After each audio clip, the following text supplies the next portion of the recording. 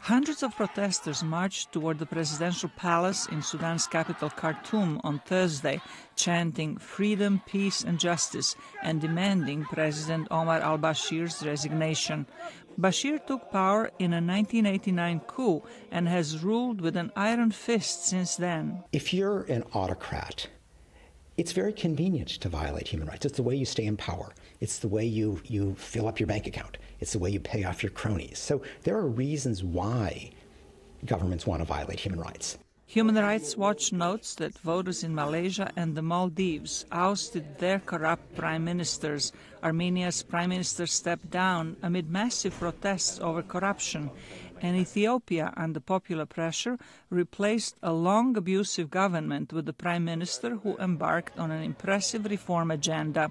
Ruling with an iron fist is harder in a Western democracy, but some global developments, including mass migration, have spurred populism and given rise to authoritarian leaders such as Hungarian Prime Minister Viktor Orban and Polish President Andrzej Duda.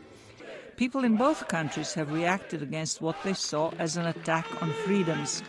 In the United States, the report says, voters rejected fear-mongering policies by President Donald Trump. If you look around the world, there is pushback at the popular level, too. I mean, even in the United States, the midterm elections were a big rebuke to Trump's divisive policies. So a lot of this is bottom-up, but it's also top-down.